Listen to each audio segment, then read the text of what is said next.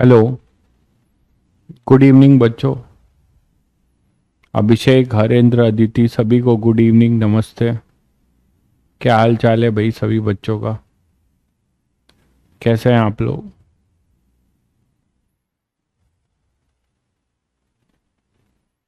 Audio video clear है बच्चों?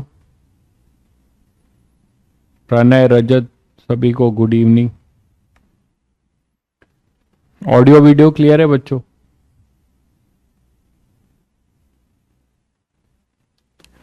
Audio video clear है क्या?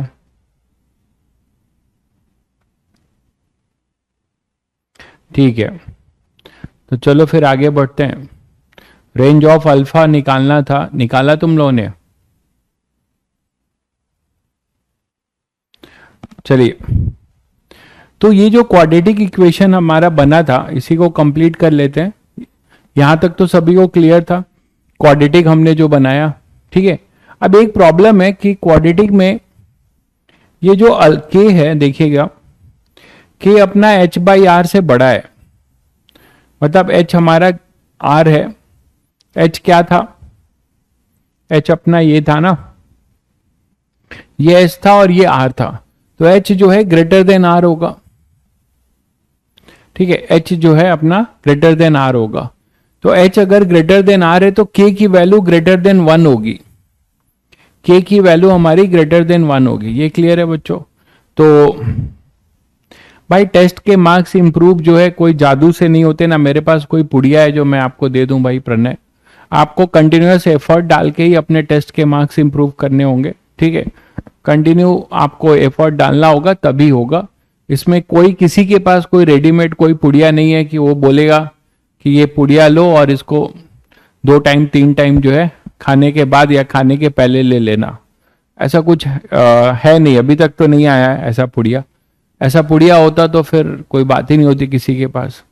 आपको अपनी गलतियां पता करनी है, हर टेस्ट में अपने एफर्ट्स को धीरे धीरे रेक्टिफाई करना है, ज़्यादा प्रैक्टिस करनी पड़ेगी आपको। अगर कम प्रैक्टिस से एक्यूरेसी नहीं अचीव हो पा रही है, यही सब बेसिक चीजें हैं जो सदियों से चली आ रही हैं।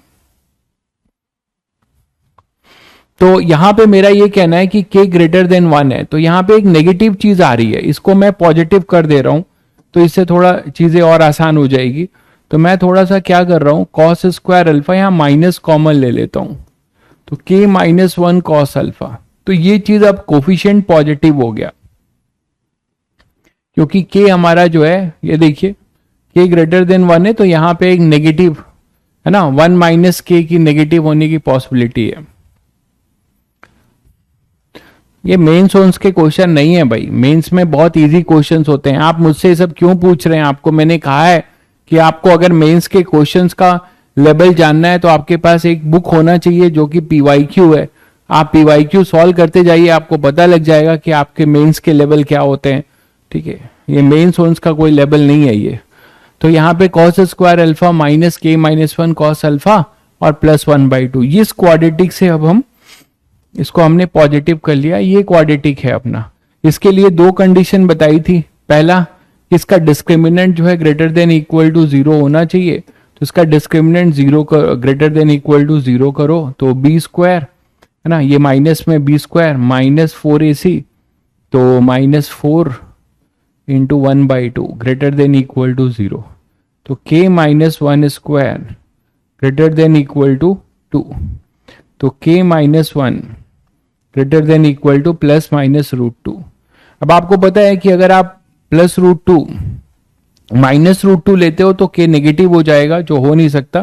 तो यहां पे हम केवल पॉजिटिव लेंगे, केवल प्लस √2 लेंगे, माइनस नहीं लेंगे रूट, क्योंकि माइनस लेने पे ये नेगेटिव हो जाएगा। तो अपने पास क्या हो जाएगा, k greater than equal to √2 plus 1। एक हमारे पास k के बारे में ये आया, k इज √2 प्लस 1। चलिए, अब यहां पे इसका जो रूट है, इसका रूट होगा अल्फा, वो हो जाएगा माइनस बी, मतलब k minus 1 minus B plus minus under root B square minus 4ac, तो माइनस 4 मतलब 2, 4ac अपॉन में 2a, यही होगा। अब आपको पता है कि जो ये रूट होगा कॉस अल्फा, हमेशा लेस देन कॉस अल्फा जो होगा वो हमेशा जो उसका रूट होगा वो लेस देन 1 होगा। अल्फा की वैल्यू ये आ रही है तो ये हमेशा जो है अपना कॉस अल्फा जो होगा वो लेस देन 1 होगा। ये तो सभी को पता है। अल्फा अपना less than cos alpha is your less than 1। तो कॉस अल्फा लेस देन 1 होगा तो आप क्या बोल सकते हो कि ये जो अल्फा होगा वो कैसा होना चाहिए। What about your alpha? Alpha के बारे में क्या बोल सकते हैं, जल्दी बताइए। ये कॉस अल्फा होगा, सॉरी ये कॉस में क्वाड्रेटिक है ना, तो ये कॉस अल्फा, तो कॉस अल्फा जो है ये होगा। और आपको पता है कि कॉस अल्फा हमेशा जो है लेस देन 1 होगा, लेस देन या इक्वल टू 1 होगा। तो यहां से हमें मिलता है एक इनइक्वलिटी, यहां से भी सॉल्व करेंगे हम लोग। तो यहां से जो इनइक्वलिटी सॉल्व करेंगे यहां से क्या मिलेगा देखो, k minus 1 plus minus under root k minus 1 square minus 2, ये हो जाएगा अपना लेस देन इक्वल टू 2। इसको इधर ले जाओ तो plus minus under root k minus 1 square minus 2 less than equal to, इसको इधर ले जाओगे तो क्या आ जाएगा हमारे पास, ये 2 माइनस के प्लस 1,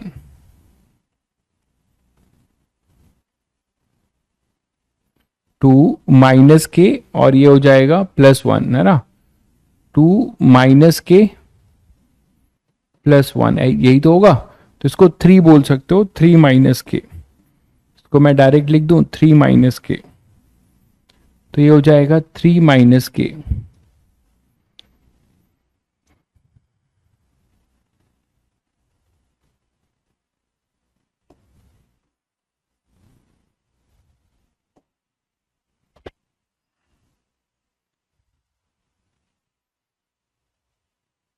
फोर हो जाएगा, इसको स्क्वायर करेंगे तो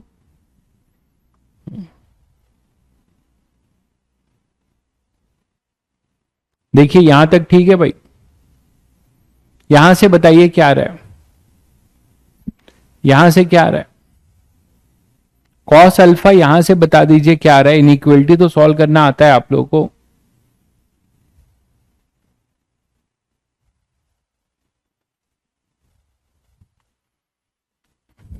यहां से आप ये बोलोगे कि k माइनस 1, ये भी सॉल्व कराओगे, चलो कर दे रहा हूं, k माइनस 1 स्क्वायर माइनस 2, ये सब आप लोग बहुत अच्छे से करते हो मैथ्स में।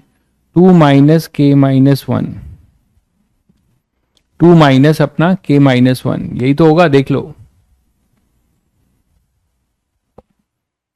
अरे भाई यही होगा ना। अब इसको स्क्वायर कर दो, तो इसको स्क्वायर कर दोगे तो अपने पास क्या हो जाएगा, इसको अगर स्क्वायर कर रहे हो इसको लिख सकते हैं हम 3 माइनस के, डायरेक्ट लिख दे रहा हूं, तो ये हो जाएगा 3 माइनस के, है ना।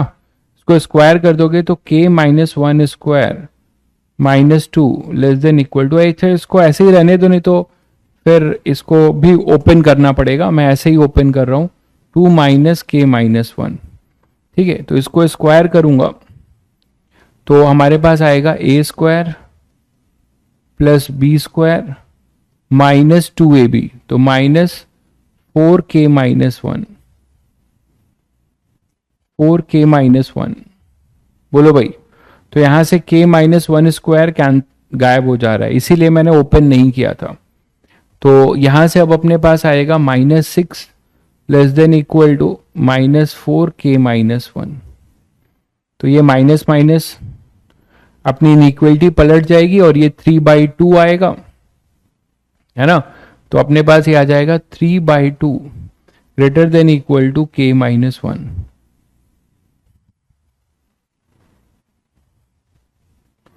That is k less than equal to 5/2, k less than equal to 5/2। तो यहां से मिलता है k less than equal to 5/2। बहुत बढ़िया भाई, बहुत बढ़िया। कुछ ये 1 नहीं होगा तो आपके पास एक ये मिला है और एक ये मिला है, इन दोनों का इंटरसेक्शन करना होगा। तो इन दोनों का जो इंटरसेक्शन होगा उससे ये मिलेगा फ्रॉम फर्स्ट एंड सेकेंड,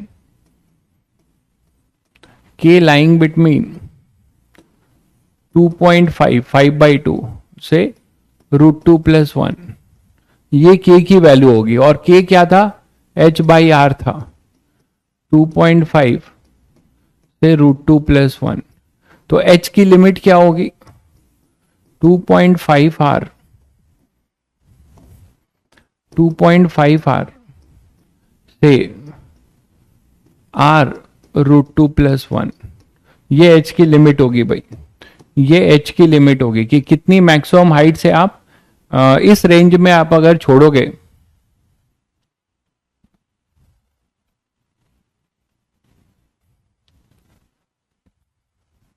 भाई तुम्हें मैं बता चुका हूं, तो अगर आपको उतनी समझ नहीं आ रही, आपको मैंने बताया था कि आपका जो क्वेश्चन था उसमें ये बंदा जो है, इसका वर्क डन जो है, इसका वर्क डन जो है, टेंशन का वर्क डन 0 होगा। आप पूछ चुके हो, तो आपको मैंने उस दिन भी बताया था कि आपको इतना पढ़ाने के बाद ये घटिया सा क्वेश्चन आप नहीं कर पा रहे हो। तो ये टेंशन जो है यहां पर, ये टेंशन स्ट्रिंग पे भी लगेगा, टेंशन जहां पे स्ट्रिंग पे लग रहा है इसका डिस्प्लेसमेंट का पॉइंट ऑफ एप्लीकेशन हमेशा 0 होगा। अपने हाथों से जो है बंदा जब रस्सी से चढ़ेगा, ठीक है, तो ऊपर उठेगा, लेकिन वो उस समय पकड़ा होगा, तो टेंशन का नेट डिस्प्लेसमेंट 0 है, तो वो 0 लगेगा। इतना घटिया क्वेश्चन आप जो है 10 बार से पूछ रहे हो, तो ये मैं बता चुका हूं आपको, उस दिन भी बताया था जो आपने बताया था। ठीक है तनिष्क बाबू, आपका जो डाउट है, आप लगे हुए हो इस क्वेश्चन में, आपको इतनी बात नहीं समझ में आई कि पॉइंट ऑफ एप्लीकेशन, आप रस्सी पकड़ के ऊपर चढ़ोगे, तो जब आप पकड़ रहे होगे तो उस समय जो टेंशन होगा उसका कोई भी वर्क नहीं होगा, क्योंकि वहां पर आपका जो है डिस्प्लेसमेंट जो है पॉइंट ऑफ एप्लीकेशन का 0 है। बहुत बड़ा क्वेश्चन पूछ रहे हो, तो यहां पे अपने पास ये आ जाएगा। ठीक है, अब हमें निकालना है अल्फा। अभी ये क्वेश्चन खत्म नहीं होता, क्योंकि अभी ये एच आया है, हमें अल्फा भी निकालना है। ठीक है, आप लोगों को इस लेवल के क्वेश्चन ही कराने लायक नहीं है। नेक्स्ट चैप्टर से मैं ध्यान रखूंगा, अब ये क्वेश्चन का लेवल सब डाउन करता जाऊंगा धीरे धीरे, कोई मतलब नहीं दिखता इस जनता को ये सब पढ़ाने का। तो यहां से अपने पास ये आ जाएगा h = 2.5r और r √2 + 1, ये अपने पास h आ जाएगा। अब cos अल्फा अपने पास क्या होगा, तो cos अल्फा की बात करें तो cos अल्फा k के साथ रिलेटेड है। cos अल्फा के लिए आपको क्या करना पड़ेगा, k की वैल्यू पुट करना होगा। k की वैल्यू, एक बार k की वैल्यू लोअर लिमिट डालोगे तो अल्फा की लोअर लिमिट आएगी, k की अपर लिमिट डालोगे तो अल्फा की अपर लिमिट आएगी। ठीक है, तो फाइनली आपको ये रिजल्ट मैं यहां लिख देता हूं, cos alpha = k-1 plus minus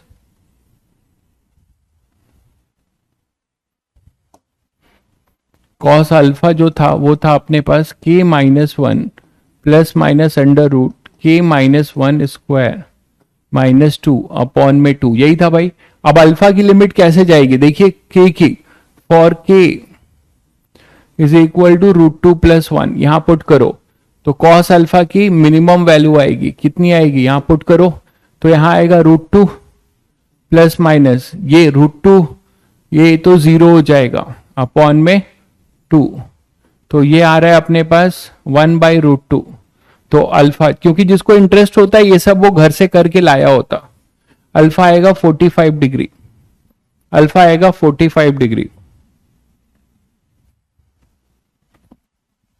तो अल्फा अपने पास 45 डिग्री आएगा। अब यहां से k की वैल्यू अपर लिमिट डालो, k = 2.5r डालो, तो इसमें जो है हमें अल्फा की, ये अल्फा मिनिमम होगा है ना, क्योंकि हम k की मिनिमम वैल्यू डाल रहे हैं, तो यहां पे हमें अल्फा मिनिमम मिल गया है।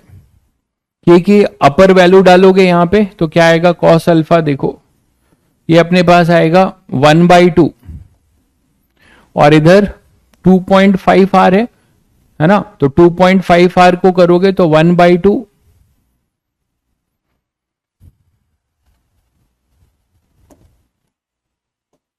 2.5 - 1 तो यहां आएगा 1.5।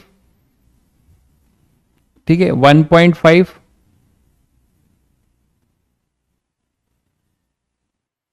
k की वैल्यू है, r कहां है, k है, तो 1.5। ठीक है, और इधर प्लस माइनस इधर क्या हो जाएगा, 1.5 का स्क्वायर, 1.5 का स्क्वायर -2 अपॉन में 2, देखिएगा क्या आएगा। यहां से बता दीजिए क्या आ रहा है, यहां से बता दीजिए क्या आ रहा है।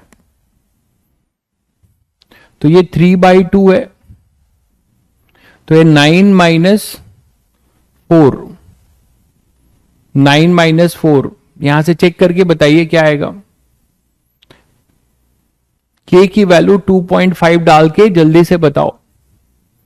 2.5 डालोगे और उसका फिर स्क्वायर भी है, तो यहां 2.5 - 1, तो यहां तो 1.5 आएगा, और यहां पे भी अपने पास 1.5 स्क्वायर -2/2, यही तो आएगा। ठीक है, 1/2 आ रहा है, तो cos अल्फा अपने पास आएगा 1/2। 1 नहीं लेंगे, अल्फा 0 तो नहीं होगा ना, अल्फा 0 नहीं होगा। ठीक है, अल्फा 0 नहीं लेंगे, क्लियर है सभी बच्चों को, अल्फा अपना 0 नहीं होगा, क्योंकि अल्फा 0 पे अपने पास वो 1 आ जाएगा cos अल्फा, तो अल्फा अपने पास होगा 1/2, तो यहां से अल्फा आएगा 60 डिग्री, ये इसकी मैक्सिमम वैल्यू होगी। अल्फा 0 नहीं लेंगे, अल्फा 0 का मतलब समझ रहे हो, ट्रैक पूरा है, ट्रैक तो जबकि गायब है, अल्फा 60 डिग्री आएगा। तो आपको फाइनली इतनी मेहनत के बाद आपको अल्फा का रेंज मिलता है। अल्फा का जो रेंज होगा वो होगा 45 से 60 डिग्री, 45 से 60 डिग्री। अब ऐसा कभी भी क्वेश्चन आए तो इस रिजल्ट को यूज करना, अगर ये क्वेश्चन ऐसा कभी आता है तो आप इस रिजल्ट को यूज कर सकते हो।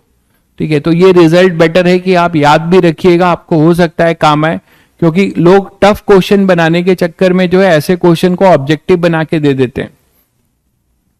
ठीक है, तो हो सकता है कि आपको ये रिजल्ट काम आ जाए। तो अल्फा 45 से 60 और यहां पे ये अपने पास एच आ जाए इसके लिए। ठीक है, तो ये कहानी थी अपनी, सभी को क्लियर है। बाकी सब मैथ्स है, फिजिक्स तो लग चुका था, ये सब मैथ्स है, आपको करना चाहिए था ये। आगे बढ़े भाई, चलिए। तो नेक्स्ट बात करते हैं पावर की। तो पावर बेसिकली क्या है, एवरेज पावर कैसे डिफाइन करते हो। एवरेज पावर आप बोलते हो work done upon time, work upon time. Work is basically energy, तो आप एनर्जी अपॉन टाइम भी बोलते हो। ठीक है, तो वर्क के लिए बेसिकली आप पी एवरेज जब भी बोला जाए तो पी एवरेज आप बोल सकते हो total work done upon total time taken. तो this is your average work done. Average work का ये फॉर्मूला है, total work done upon total time taken. ये रिजल्ट किस कंडीशन में यूज होगा, एक भाई पूछ रहा है ये रिजल्ट किस कंडीशन में यूज होगा।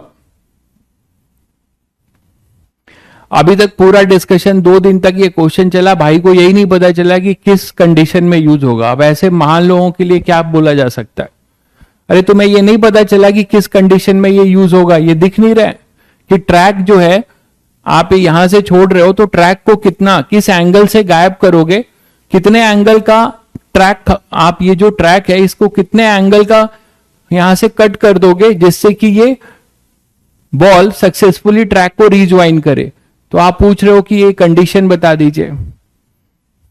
वही मैं कह रहा हूं ना, इस लेवल पे इस बैच में मतलब पढ़ाने का मुझे अब बहुत अफसोस हो रहा है कि इस लेवल पे क्यों पढ़ाया जा रहा है। मुझे नहीं लगता कि यहाँ बच्चे वर्थ है इस लेवल के बच्चों का कुछ पढ़ाने का। पूछ रहे हैं कि किस कंडीशन में, अरे कंडीशन आपने पूरा क्वेश्चन कर लिया, आपको कंडीशन ही नहीं पता। पी एवरेज हो जाएगा W/T। What about your P instantaneous. P instantaneous की अगर बात करते हो तो उसको आप डिफाइन करते हो वही एवरेज को, जैसे आप चेंज करते हो। आप चेंज अगर हो सकता है कि आपसे ऐसा भी पूछा जाए पी एवरेज अपना delta W upon delta T, है ना, ये भी हो सकता है। Change in work done upon change in time taken. तो अब यहां से अगर आप क्या करो इंस्टेंटेनियस के लिए, limit delta T tends to 0, delta W by delta T, इसको आप बोल देते हो dW/dt। ये तो सभी को पता है, लिमिट मतलब डिफरेंशिएशन, तो इसी को आप बोलते हो पी इंस्टेंटेनियस, इसी को बोलते हो पी इंस्टेंटेनियस।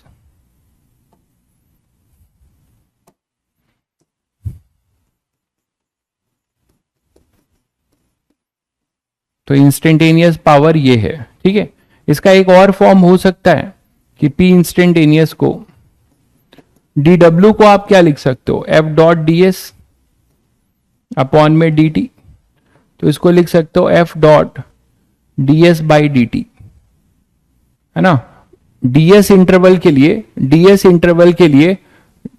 इंटरवल के लिए अपना जो है F कांस्टेंट माना जा रहा है, तो उस केस के लिए P इंस्टेंटेनियस का एक फॉर्मूला और आ सकता है, F डॉट v, है ना, इंस्टेंटेनियस वेलोसिटी। तो F dot v this is also instantaneous, है ना, पावर। तो इंस्टेंटेनियस पावर को आप F डॉट v बोल सकते हो और P average delta W by T.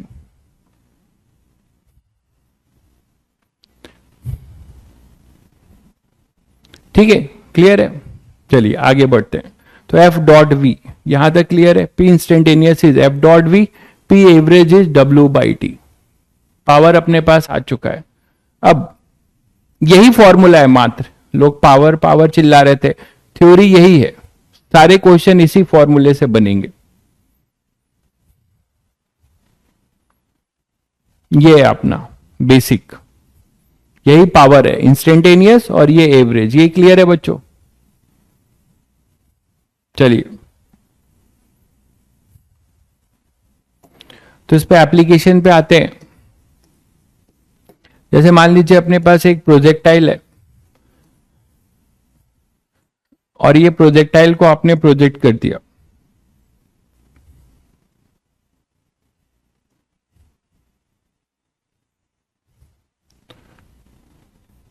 ठीक है, इस प्रोजेक्टाइल को प्रोजेक्ट कर दिया, ये 0,0 है, और यहां से कोई प्रोजेक्टाइल जो आपने प्रोजेक्ट किया है,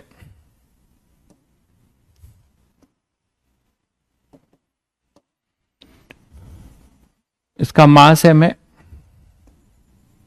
आपने इसको u वेलोसिटी से प्रोजेक्ट कर दिया, u वेलोसिटी से प्रोजेक्ट कर दिया किसी थीटा एंगल पे। तो आपको बताना है find average power due to gravity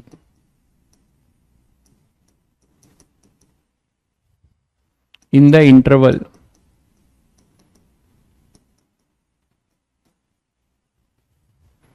पहला है t equal to 0 to t equal to capital T, दूसरा है t equal to 0 to t equal to t by 2। ये ए पार्ट है क्वेश्चन का। दूसरा है find instantaneous power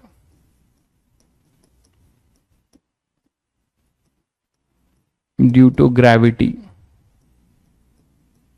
as a function of time at any instant t equal to t, at any instant t equal to t। ठीक है,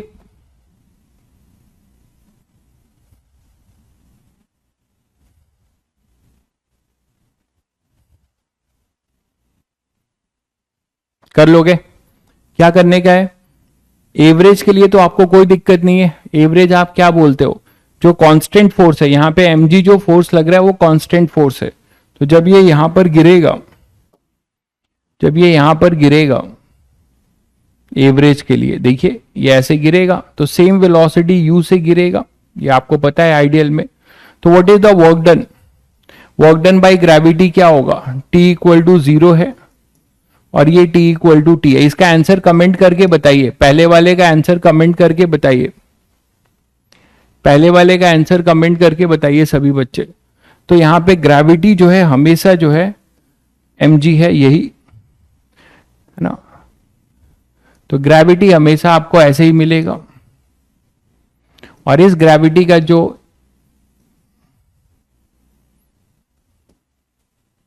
average power पूछा गया है, average power delivered by gravity, बहुत बढ़िया भाई, 0 वॉट। एक बच्चे ने सही आंसर दिया है, 0 होगा, क्योंकि एवरेज में सभी को पता है कि पहले पार्ट के लिए PMG एवरेज क्या होगा? Total work done upon total time taken. तो टोटल टाइम तो टाइम ऑफ फ्लाइट है।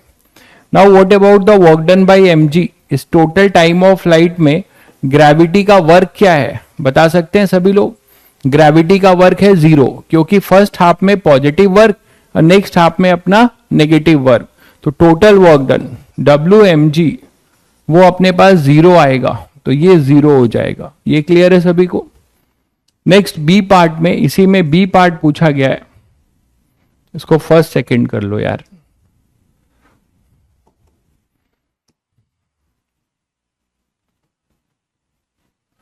ठीक है, ए का फर्स्ट है, तो ए का ये फर्स्ट था। सेकेंड पार्ट में आपको पता है कि t इक्वल टू 0 से t इक्वल टू t/2, तो t इक्वल टू 0 से t इक्वल टू t/2 में इसका वर्क डन निकाल सकते हैं। mg का वो h मैक्स है, तो ग्रेविटेशनल पोटेंशियल एनर्जी के बराबर होगा, ये अपना t इक्वल टू t/2 होगा। तो ग्रेविटेशनल पोटेंशियल एनर्जी के बराबर होगा, है ना? तो और वो नेगेटिव वर्क होगा। तो ये कांस्टेंट फोर्स के लिए average Pmg average for second part, वो हो जाएगा W work done by mg, है ना, अपॉन में t, और यहां वर्क डन बाई mg जो होगा वो minus mg h max by t होगा। बोलो भाई, minus mg h max by t होगा। अब आप वैल्यू पुट कर लीजिए, माइनस mg h मैक्स की वैल्यू होगी u square sine square theta upon में 2g, और t होगा 2u साइन थीटा अपॉन में g, और 2 नहीं होगा क्योंकि t/2 होगा, ये t/2 होगा। तो यहां पे अपने पास हो जाएगा u sine theta by g, या 2u sine theta by g into 2 करो, जैसा आप करना चाहो। क्लियर है? अब यहां से देखो जो कट जाएगा, फाइनली हमारे पास आएगा mg, g से g भी कैंसिल हो रहा है, नहीं, एक g से g कैंसिल हो रहा है, एक बच रहा है, तो माइनस mg u स्क्वायर, ठीक है, बाई 2, एक 2 भी बचेगा और यहां पे एक u भी कैंसिल होगा, तो माइनस mg u बाई 2, और देखो इधर साइन स्क्वायर थीटा और ये साइन थीटा, तो ये एक साइन थीटा बच जाएगा, ये आ जाएगा पावर। तो एवरेज पावर अपने पास ये आएगा mg u sine theta by 2 आएगा भाई, बाई 2 भी आएगा।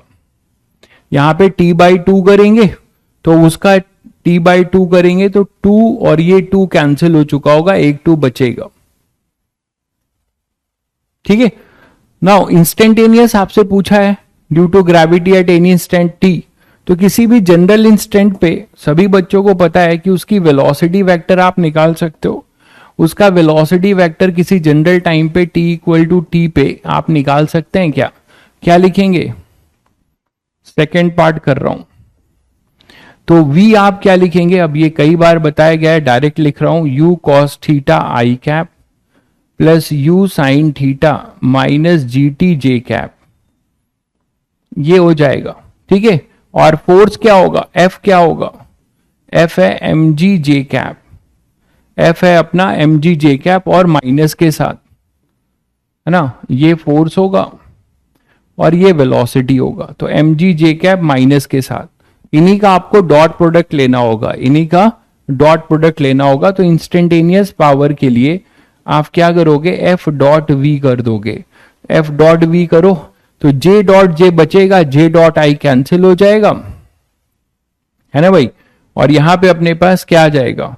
Minus mg u sine theta minus gt, ये अपने पास आ जाएगा, ये अपने पास आ जाएगा। पावर एक स्केलर क्वांटिटी है, पावर एक स्केलर क्वांटिटी है। नेगेटिव और पॉजिटिव आपको क्या बता रहा है?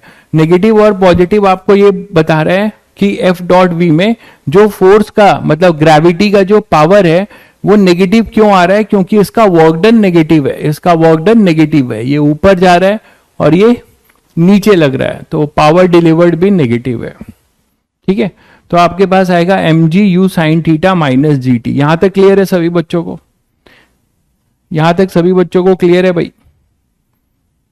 आगे बढ़े।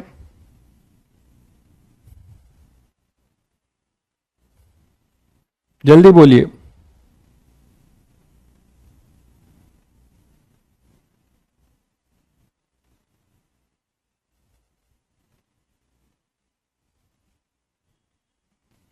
ठीक है, चलिए नेक्स्ट देखिए, इसी में एक एग्जांपल लेते हैं कि एक ब्लॉक है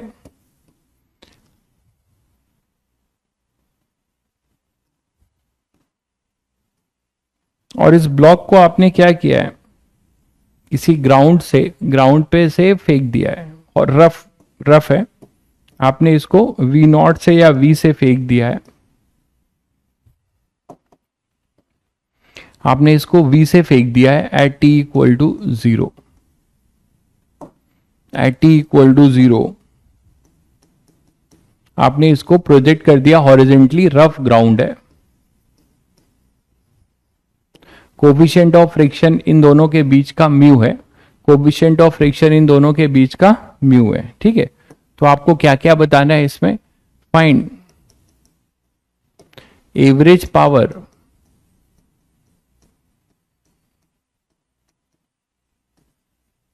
डिलीवर्ड बाय फ्रिक्शन फोर्स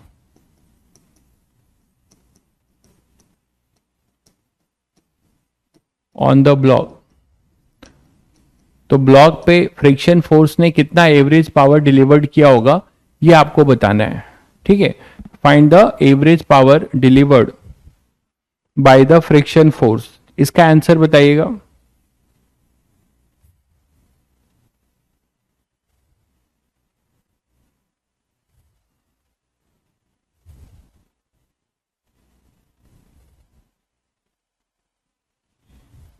इसका आंसर बताइएगा। इसी क्वेश्चन को थोड़ा चेंज कर रहा हूं और इसमें अब बोल रहा हूं कि if coefficient of friction variable कर दूं म्यू इक्वल टू के एक्स वेयर के is a constant,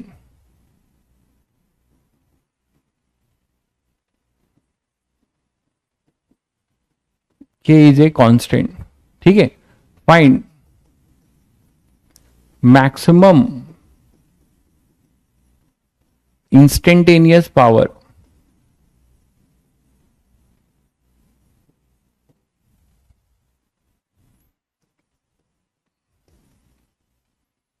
find the maximum instantaneous power of friction। तो फ्रिक्शन का मैक्सिमम इंस्टेंटेनियस पावर क्या होगा ये आपको बताना है।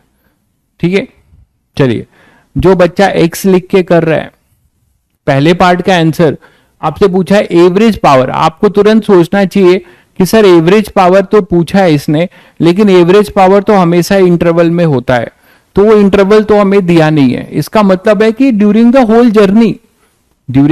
होल जर्नी आपको पता है कि यहां पे एफ के लगना शुरू हो जाएगा, यहां पे अपने पास एफ के लगना शुरू हो जाएगा और ये कांस्टेंट फोर्स है, इसको रिटार्ड करेगा। ये एफ के जो है, ये एफ के जो लगेगा, ये कांस्टेंट फोर्स है ना एफ के, तो ये इसको रिटार्ड करेगा, एक रिटार्डेशन देगा ए का, और वो रिटार्डेशन आप निकाल सकते हो। तो फर्स्ट पार्ट में ए क्या आएगा, F K by M, that is mu M G by M, that is mu G. तो ये रिटार्डेशन होगा, है ना, और हमें ये ढूंढना पड़ेगा कि ये कब तक रुक जाएगा। ठीक है, तब तक एफ के लगता रहेगा। तो लेट टी बी द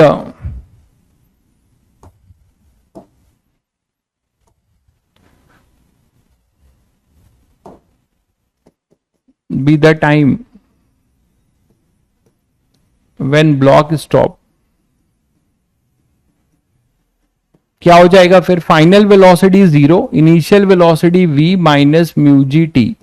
तो यहां से आप t बहुत आराम से निकाल सकते हो, v बाई म्यू जी, है ना, ये टाइम होगा।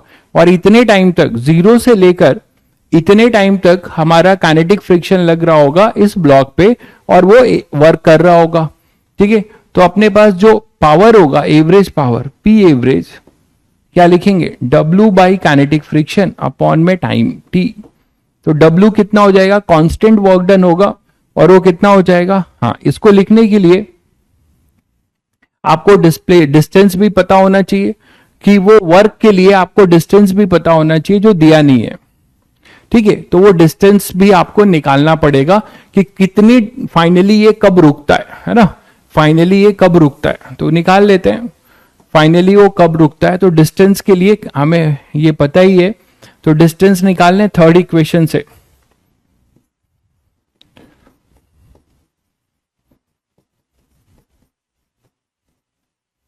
इसकी जरूरत नहीं है, इसकी जरूरत नहीं है, क्यों निकाल रहे हैं हम लोग, हमें स्मार्ट मेथड पता है, वर्क एनर्जी थ्योरम। तो आप वर्क एनर्जी थ्योरम से डायरेक्ट कर सकते थे। डब्ल्यू एफ के आप क्यों जरूरत है फोर्स कॉन्सेप्ट से करने की, कि आप डिस्प्लेसमेंट निकालो फिर फोर्स से मल्टीप्लाई करो, क्यों करोगे, आप वर्क एनर्जी थ्योरम तो जानते हो। तो W work done by friction force equal to change in kinetic energy of block, सीधा।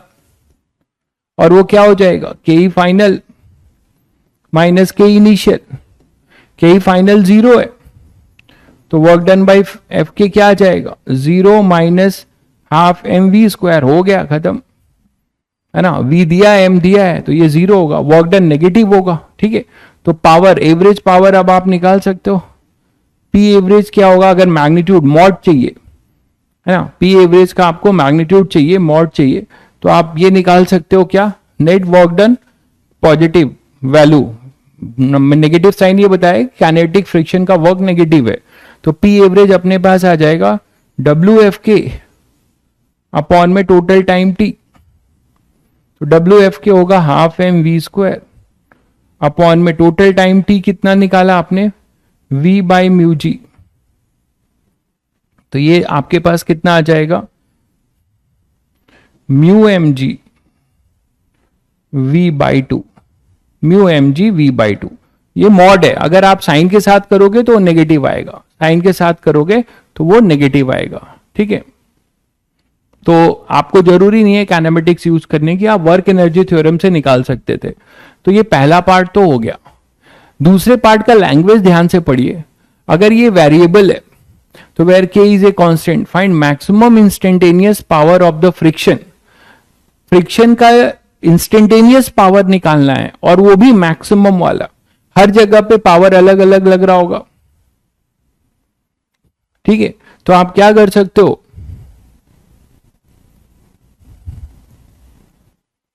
सेकेंड पार्ट करने जा रहा हूं।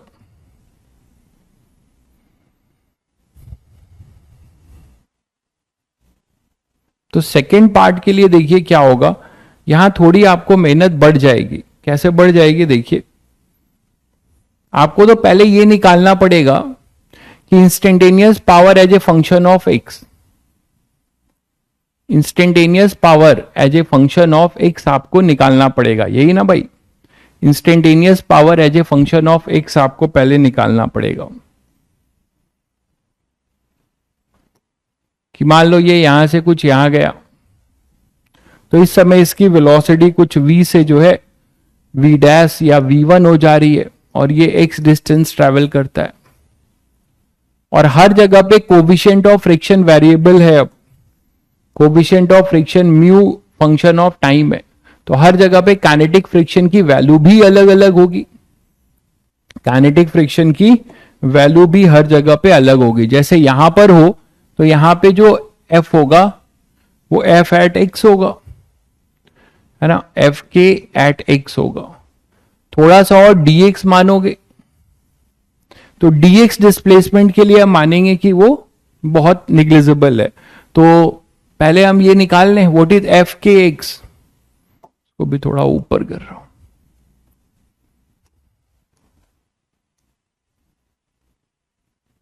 व्हाट इज F के x, F के x मतलब kinetic friction at a distance x,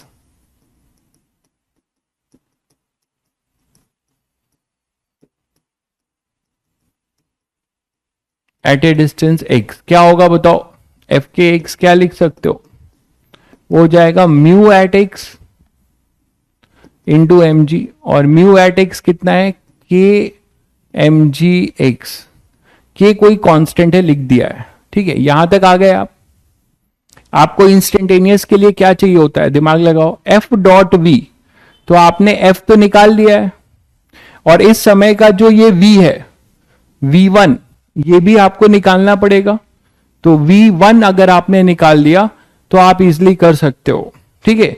V1 निकाल लिया तो आप कर सकते हो। आप बोलो सर यहां भी वर्क एनर्जी थ्योरम चलेगा, यहां पे वर्क एनर्जी थ्योरम चलेगा, बट काइनेटिक फ्रिक्शन का वर्क जो है आपको इंटीग्रेट करके निकालना पड़ेगा, ठीक है, क्योंकि वेरिएबल है।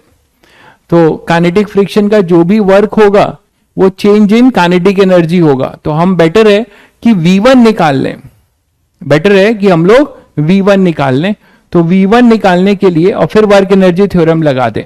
तो V1 निकालने के लिए काइनेमेटिक्स का क्वेश्चन बनता है, इसका एक्सेलरेशन क्या होगा, वो होगा kgx, kgx। देखिए भाई m से डिवाइड कर दिया, और ये रिटार्डेशन है तो माइनस होगा। तो आप इसे लिख सकते हो v dv बाई dx, याद है काइनेमेटिक्स में, माइनस kgx। तो v dv equal to minus kgx dx। इसको इंटीग्रेट मारें तो x इक्वल टू 0 पे इसकी वेलोसिटी v थी, x इक्वल टू x पे कुछ v1 है, तो वो v1 हमारा आ जाएगा v1 square minus v square by 2 equal to minus kgx square by 2। तो हमें मिलता है यहां से v1 v square minus kgx square. तो v1 आ जाएगा under root v square minus kgx square. तो ये आपका वेलोसिटी मिल जाएगा ब्लॉक का as a function of x, ये ब्लॉक की वेलोसिटी मिल जाएगी as a function of x। तो now what is the expression of p instantaneous, p instantaneous is your f के x डॉट v1, यही तो होगा भाई। तो जब आप ये करेंगे तो f के x आप देख रहे हैं कि किस डायरेक्शन में, इधर है, और v1 उधर है, तो दोनों का डॉट आपका cos पाई आ जाएगा। और f1 कितना था, f के 1 kmgx, तो kmgx, और ये पूरा जो होगा अपना v square minus kgx square, ठीक है भाई, ये माइनस के साथ होगा। तो यहां तक तो हम आ गए, ये इंस्टेंटेनियस का एक्सप्रेशन है ना, किसी भी function of X, function of X power जो है हमारा instantaneous power as a function of X हमने निकाल लिया। बट अभी कहानी खत्म नहीं हुई, क्योंकि इन्होंने इंस्टेंटेनियस पावर नहीं पूछा था, मैक्सिमम इंस्टेंटेनियस पावर पूछा था। इन्होंने हमसे क्या पूछा था, मैक्सिमम इंस्टेंटेनियस पावर। तो बच्चों मैक्सिमम इंस्टेंटेनियस पावर के लिए अब आप समझ रहे हो कि आपको मेहनत और बढ़ानी पड़ेगी। ये power as a function of X आया है, ये पावर अभी as a function of X आया है, आपको इसको क्या करना पड़ेगा, मैक्सिमा मिनिमा। बहुत बढ़िया भाई पूर्णिम, अब आपको इसको मैक्सिमा मिनिमा करना पड़ेगा, ठीक है। तो मैक्सिमा मिनिमा कर दीजिए, ठीक है। तो देखिए इस क्वेश्चन से आप कितनी चीजें सीख रहे हैं, थोड़ा सा चेंज कर दिया, म्यू वेरी करा दिया, तो ठीक है। मुझे लेवल पढ़ाने में कोई मतलब गिला शिकवा नहीं है, बस गिला शिकवा ये है कि जो लोग हैं इस लेवल की अहमियत को पहचान कर अपने लेवल को बढ़ाएं, ठीक है, वो ज्यादा जरूरी है। एक भाई कह रहा है सर जेई मेंस लेवल ही पढ़ाओ ना। अगर मैं केवल जेई मेंस लेवल पढ़ाऊंगा तो जेई मेंस में भी सेलेक्ट नहीं हो पाओगे। यहां फिजिक्स पढ़ाया जा रहा है, ठीक है, मैं पहले ही बता चुका हूं कि यहां पे फिजिक्स पढ़ाया जा रहा है, यहां कोई लेवल नहीं है, up to the mark advance level को टारगेट करके पढ़ाया जा रहा है। और जो इसको पढ़ेगा उसके लिए जेई मेंस कुछ भी चीज नहीं होगी। मैंने अभी आपको बताया कि you can check your reality.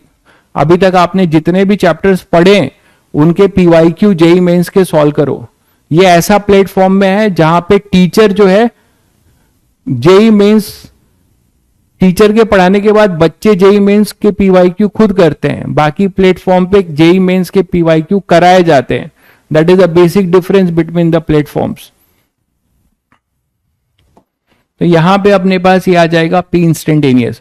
अब इस पी इंस्टेंटेनियस को हमें क्या करना पड़ेगा, फॉर मैक्सिमा, मैंने कहा है कि फिजिक्स में आपको डबल डेरिवेटिव चेक करने की जरूरत नहीं है, फॉर मैक्सिमा और मिनिमा दोनों होता है, बट आपको सिंगल डेरिवेटिव से ही क्रिटिकल पॉइंट निकाल लेना है। तो for maxima D P instantaneous by D x को जीरो करो। जब आप इसको जीरो करोगे तो के एम जी तो जीरो में एब्जॉर्ब हो जाएगा। आपको डिफरेंशिएट केवल करना है, किसे डिफरेंशिएट करना है, एक्स वाले को। के एम जी तो कांस्टेंट है ना, ये जीरो में एब्जॉर्ब हो जाएगा। और डिफरेंशिएशन भी आपको थोड़ा अच्छे से करना है, इसको और इधर ले आओ। देखो इसको आप और ऐसे ले आ सकते हो, माइनस के एम जी, एक्स को अंदर ले जाओ, X square V square, X को अंदर ले गया, माइनस के जी एक्स की पावर 4। तो आपको थोड़ा सुविधा लगेगा। तो अब यहां से माइनस के एम जी कॉन्स्टेंट है, बाहर ले लिया, इसको आपको डिफरेंशिएट करना होगा।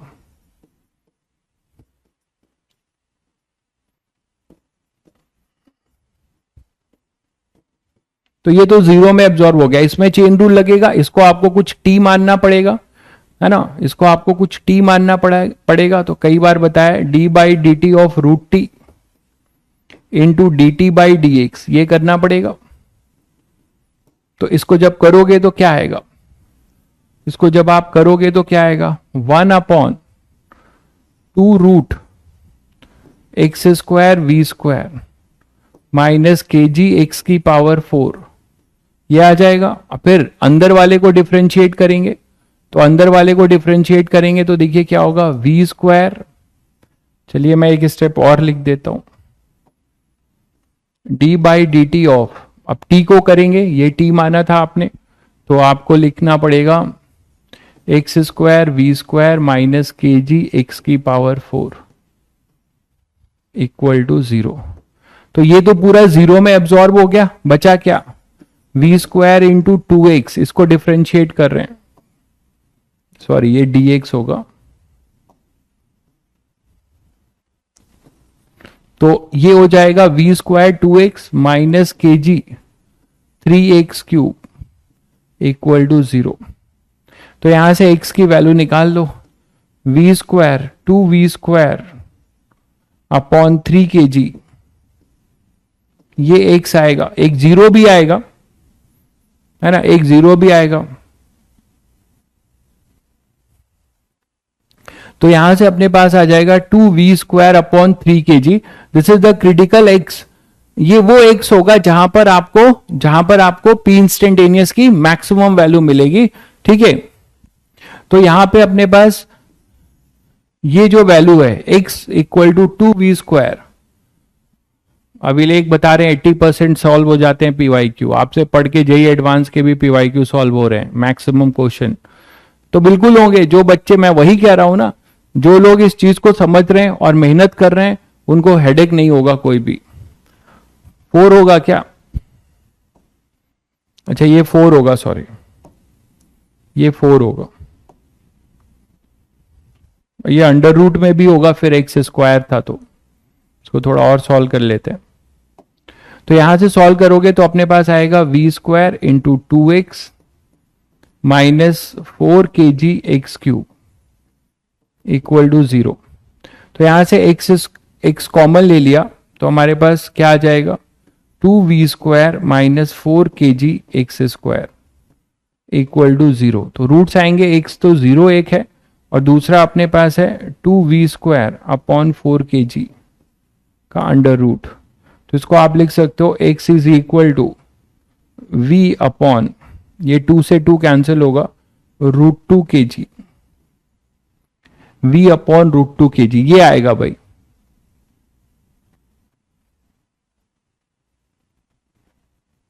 ठीक है भाई, शिवम भाई जितना दिन चलेगा आपको पढ़ना है पढ़िए, नहीं तो चल निकल लीजिए। बकवास क्वेश्चन अब इंटरटेन नहीं करूंगा मैं, कितना दिन चलेगा कितना दिन चलेगा। x equal to V by under root, physics ही पढ़ाया जा रहा है भाई, x equal to under root V by, sorry v by under root 2 K जी। जरा चेक करिए, कंफर्म करिए, चेक करके कंफर्म करके बताइए क्या यही क्रिटिकल वैल्यू है भाई। अगर यही क्रिटिकल वैल्यू है तो अब आप इसको पावर मैक्सिमम निकाल लीजिए। इसकी वैल्यू जो है यहां पे पुट कर दीजिए इंस्टेंटेनियस वाले में, ये है तुम्हारा इंस्टेंटेनियस, इसकी वैल्यू पी इंस्टेंटेनियस मैक्सिमम अब आप खुद से निकाल लेंगे भाई। निकाल के जल्दी से कमेंट करके बताइएगा कितना होगा। यहां पे आपको क्या करना है, इस पे आपको पुट कर देना है, put x is equal to v upon under root 2kg। इसकी वैल्यू यहां पुट करो और यहां से p इंस्टेंटेनियस बताओ। v कांस्टेंट क्यों रहेगा, v कांस्टेंट क्यों रहेगा भाई? हाँ, ये इनिशियल वेलोसिटी है तो ये तो कांस्टेंट ही रहेगी ना, इनिशियल वेलोसिटी हमेशा कांस्टेंट रहती है।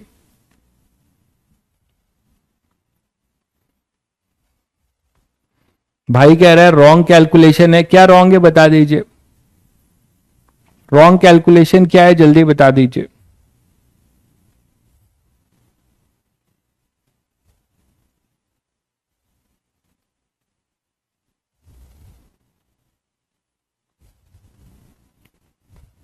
मुझे नहीं लगता कुछ रॉन्ग है, जल्दी से बताइए पी मैक्स की वैल्यू, जल्दी से बता दीजिए पी मैक्स की वैल्यू, पी इंस्टेंटेनियस की मैक्सिमम वैल्यू जल्दी बताइए। साथ साथ में कैलकुलेशन करिए, आपको फायदा होगा और क्रॉस चेक भी हो जाएगा।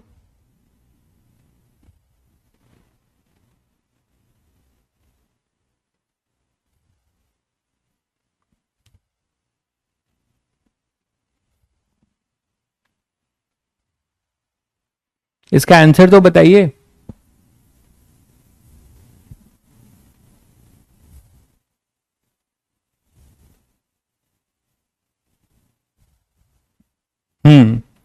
तो एक बच्चे ने आंसर दिया भी है, alpha G M V square by 2 minus under root alpha G M V square by 2।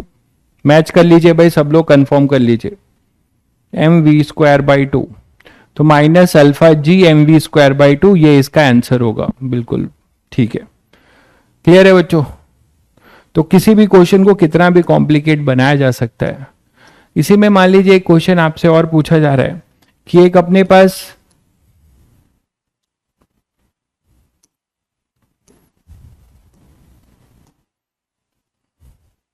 Conveyor belt है, कन्वेयर बेल्ट सब लोग समझते हो ना, कन्वेयर बेल्ट तो अब बहुत कॉमन है, कन्वेयर बेल्ट सब लोग कन्वेयर बेल्ट समझते हैं भाई, सभी बच्चे कन्वेयर बेल्ट समझते हैं क्या, जरा बताइए क्या है कन्वेयर बेल्ट। सभी बच्चे कन्वेयर बेल्ट समझते हैं, ये ऐसे रोटेट हो रहा होगा, ये ऐसे रोटेट हो रहा होगा, कन्वेयर बेल्ट सब लोग समझते हैं।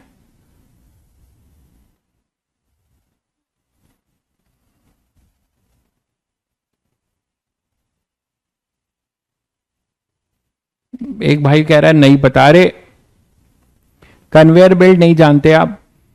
जहां पर आप कभी भी स्टेशन, रेलवे स्टेशन पे या मेट्रो में गए होगे तो अपने लगेज को जो है लगेज को रख देते हो और वो उस मशीन से निकलता है, मेटल है या नहीं है वो डिटेक्ट करने के लिए, स्कैन करने के लिए आप अपने लगेज को रख देते हो, तो वो किसी कन्वेयर बेल्ट पे ही तो चल रहा होता है, किसी कन्वेयर बेल्ट पे ही तो चल रहा होता है,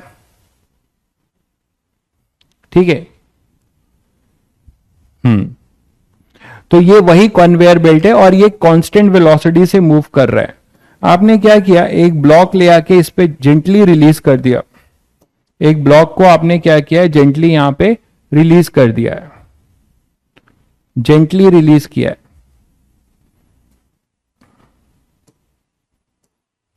आपने जेंटली जो है इसको लाके यहां पे रिलीज कर दिया एक ब्लॉक को, इसका मास m है, जेंटली रिलीज्ड है।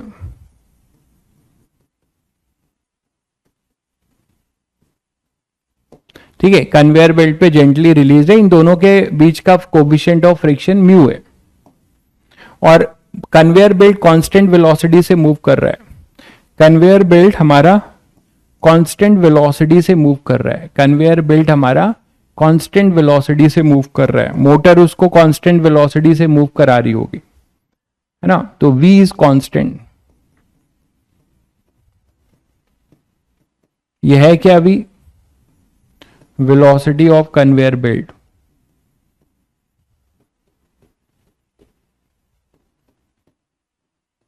तो कन्वेयर बेल्ट को v वेलोसिटी से मोटर घुमा रही होगी, ठीक है। तो ये अपने पास इस तरीके से हो रहा है। अब आपने क्या किया, इसको जेंटली रिलीज कर दिया, म्यू इसके बीच में कोफिशिएंट ऑफ फ्रिक्शन है।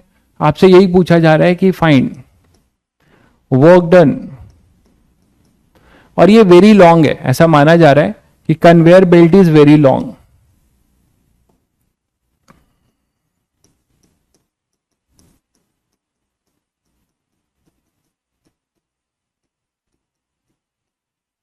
ठीक है, तो आपसे पूछा जा रहा है average power due to friction.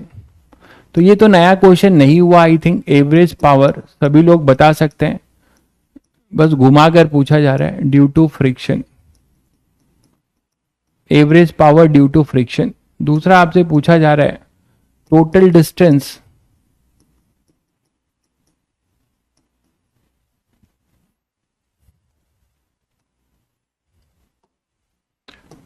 Distance travel by block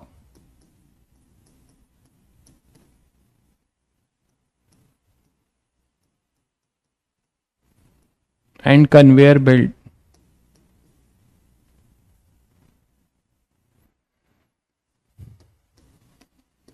before relative motion stop.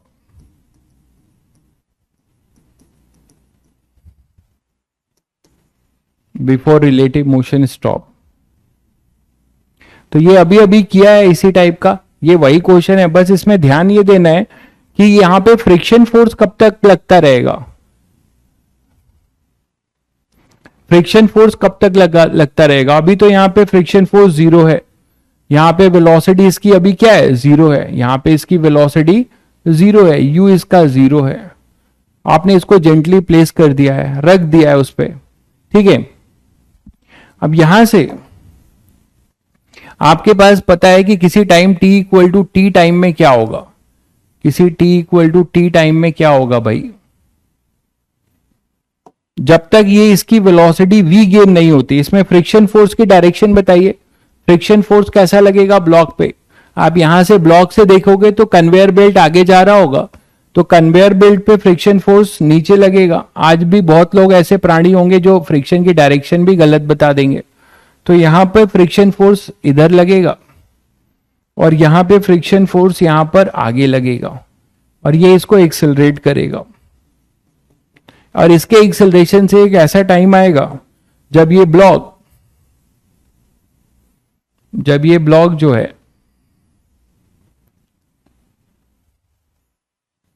यहां पर कोई वेलोसिटी ले लेगा, और वो वेलोसिटी क्या लेगा, कुछ v।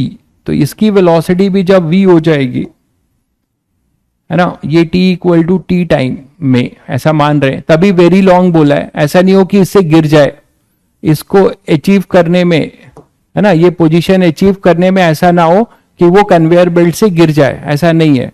वो बहुत लंबा है कन्वेयर बेल्ट, तो हम ये मान के चल रहे हैं कि ये इस कंडीशन को अचीव कर लेगा जब ब्लॉक की वेलोसिटी किसके बराबर हो जाए, कन्वेयर बेल्ट के। तो यहां पे काइनेटिक फ्रिक्शन जीरो हो जाएगा, नो रिलेटिव स्लिपिंग।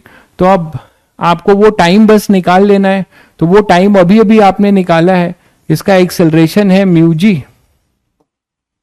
तो टाइम क्या हो जाएगा, final velocity v, initial velocity zero, अब इसको एक्सेलरेशन मिल रहा है, तो t अपने पास वही आएगा v बाई म्यू जी। वो अलग बात है कि ये इसकी अब फाइनल वेलोसिटी है, ये इसकी फाइनल वेलोसिटी है। तो जब तक रिलेटिव मोशन जो है होत रहा होगा तब तक काइनेटिक फ्रिक्शन लगेगा, उसके बाद वो बंद हो जाएगा। तो बस टाइम आ गया, अब आप निकाल लीजिए एवरेज पावर।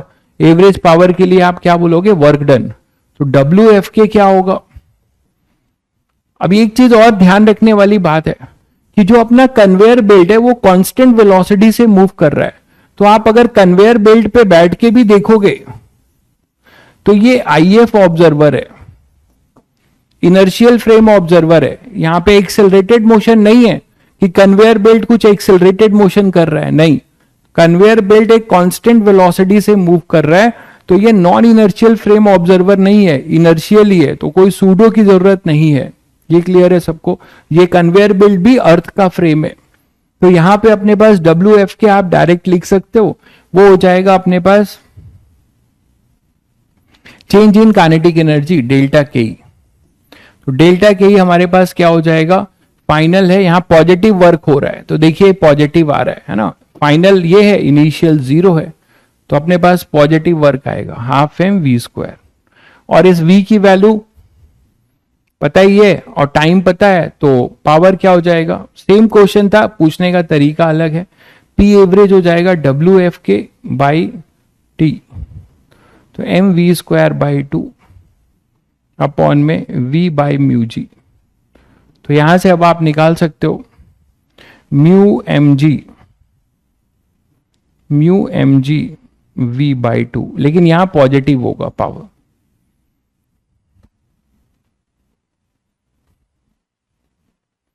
फ्रिक्शन कहां होगा, फ्रिक्शन जो है 0 से t के बीच में होगा, उसके बाद जब रिलेटिव मोशन खत्म हो जाएगा तब फ्रिक्शन 0 होगा। यहां पे फ्रिक्शन 0 हो रहा है t टाइम पे, उसके पहले फ्रिक्शन लग रहा होगा, तो उसी का वर्क निकाला गया है, उसी का वर्क निकाला गया।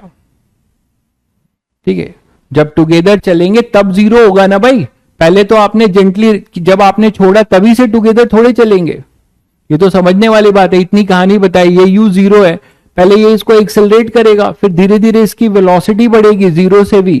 इससे समझ में आता है कि लोगों ने फ्रिक्शन कितना ध्यान से पढ़ा है। ये सब मुझे एक्सप्लेन करने की जरूरत है, ऐसा क्वेश्चन मैंने कितना भी करा दिया है।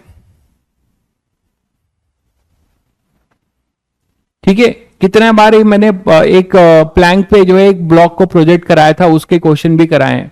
तो इससे समझ में आता है कि आपका एफर्ट कितना जा रहा है।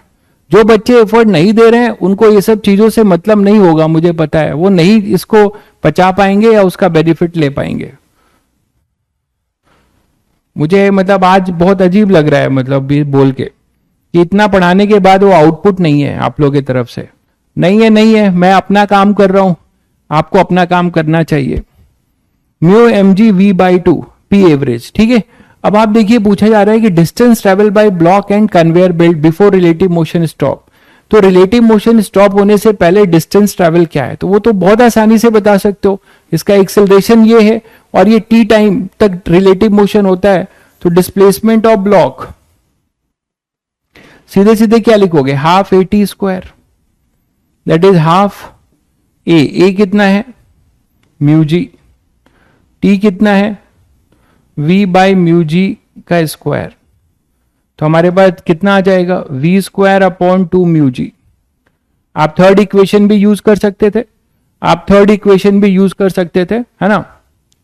ठीक है, आप थर्ड इक्वेशन भी यूज कर सकते थे। तो this is s of block. आप बोलोगे सर ये जो आपने लिखा है ये एस ऑफ ब्लॉक किसके रिस्पेक्ट में है, obviously with respect to conveyor belt है ना, लेकिन ये अर्थ के रिस्पेक्ट में भी होगा, क्योंकि यहां पे हमने ए रिलेटिव नहीं है। जो एक्सेलरेशन कन्वेयर बेल्ट के रिस्पेक्ट में होगा वही अर्थ के रिस्पेक्ट में होगा, वही अपना अर्थ के रिस्पेक्ट में होगा।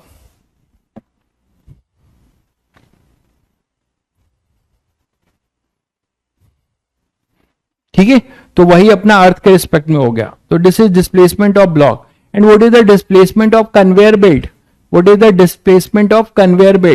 तो डिस्प्लेसमेंट ऑफ कन्वेयर बेल्ट मैं कहीं यहां लिख देता हूं, डिस्प्लेसमेंट ऑफ कन्वेयर बेल्ट वो कांस्टेंट वेलोसिटी से चल रहा है और t टाइम तक चल रहा है, तो उसमें distance equal to speed into time लिख दो।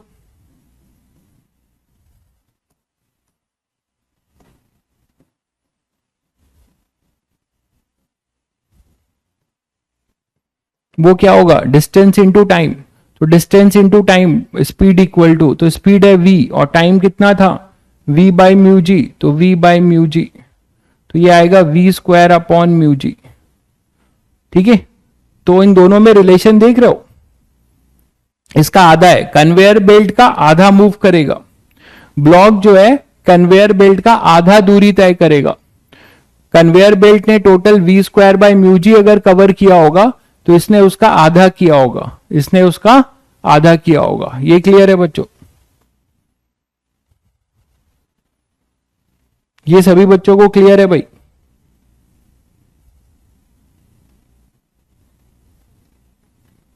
ठीक है, एक जनरल मैं आपको एक फॉर्मूला दे रहा हूं, ऐसे क्वेश्चन जेई मेंस में भी काफी पूछे गए कि पावर डिलीवर्ड बाय पंप,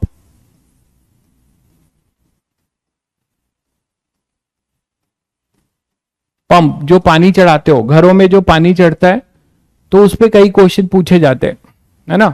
घरों में जो पानी चढ़ता है कि आप नीचे से टंकी के ऊपर पानी चढ़ा रहे हो तो कितना पावर डिलीवर्ड किया मोटर ने।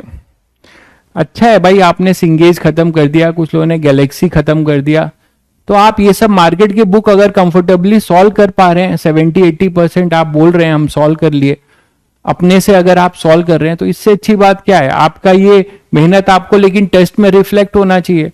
आप लोग अपने टेस्ट के स्कोर बताइए संडे के, किसी ने नहीं बताया था, पूछा था तो। जेई मेंस में आपका स्कोर क्या रहा? अभी आपने जेई मेंस का टेस्ट दिया है यहां पर, अगर आपने इन सारी बुकों को सॉल्व कर लिया है तो जेई मेंस लेवल पे तो आपके मार्क्स 80-90% आना चाहिए। कोई बच्चा है जिसके फिजिक्स में 100 में जो है 80 से ऊपर है इस जेई मेंस में, अभी जो आपने संडे को दिया था? कमेंट करके नाम बताइए। Power delivered bye pump, power delivered bye pump का मतलब देखिए, वर्क डन बाय पंप जो होगा, कोई पानी है, इस पानी को अगर आप ऊपर, मान लो ये पंप है ना, और इसको आपको ऊपर चढ़ाना है टंकी पे, है ना। यहां कोई आपने रिजर्वायर है, टंकी है, तो इसको आप यहां पे पानी जो है फिर स्टोर करोगे इस टंकी में। तो यहां से अगर आप पानी चढ़ा रहे हो और मान लो ये एच हाइट पे है, तो धीरे धीरे पानी यहां से आएगा और ये ऐसे जाएगा, यही तो है। आदित्य ने किया है स्कोर, ओके आदित्य, और बढ़ाइए मार्क्स, बढ़िया मार्क्स है। Madhav very good, congratulation, you have done well, 89 in physics, very good. Avinash 83, very good. Aditya 86, very good, बहुत बढ़िया, मेहनत करिए फिर आप लोग, बहुत अच्छा। इसको कैसे भी जो है 90 के ऊपर ले जाइए, 90 के ऊपर ले जाइए, ठीक है। तो पावर डिलीवर्ड बाय पंप की अगर बात करते हैं तो पावर डिलीवर्ड बाय पंप क्या होगा, देखो, वर्क डन बाय ग्रेविटी, मतलब पंप किसके अगेंस्ट वर्क करेगा? पंप किसके अगेंस्ट वर्क करेगा? ग्रेविटी के अगेंस्ट वर्क करेगा, है ना। पंप किसके अगेंस्ट वर्क करेगा? ग्रेविटी के। या आप ऐसे सोचो कि दो लोग वर्क कर रहे हैं, वर्क डन बाय एमजी कर रहा है, वर्क डन बाय पंप कर रहा है, plus work done by pump, ऐसे बोल सकते हो, equal to change in kinetic energy, equal to change in kinetic energy. बोलो बच्चों, ये आप बोल सकते हो। लेकिन यहां एक चैलेंज है कि मास फिक्स नहीं है,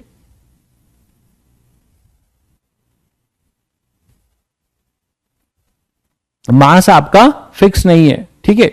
तो इसको थोड़ा सा डिफरेंशियल लिखें तो बेटर होगा। तो डी डब्ल्यू पंप, है ना, ग्रेविटी का वर्क नेगेटिव होगा, तो आप इसको लिख सकते हो डब्ल्यू एम जी क्या होगा? डी डब्ल्यू एम जी, उसको हम लिख सकते हैं minus D M G h. मान लो एच हाइट तक आप इसे चढ़ा रहे हो, एच हाइट तक मान लो आप इसको चढ़ा रहे हो, तो minus D M G H जो इधर आके क्या हो जाएगा अपने पास? D M G H. ये समझ में आता है बच्चों? और यहां पे मान लो पानी जो है इधर आ रहा है तो इसकी वेलोसिटी है v, यहां पे वेलोसिटी इनिशियल 0 है और फाइनल वेलोसिटी इसकी v है, पंप की। टंकी में जो पानी जिस स्पीड से जा रहा है, ठीक है, तो वो अपने पास क्या हो जाएगा?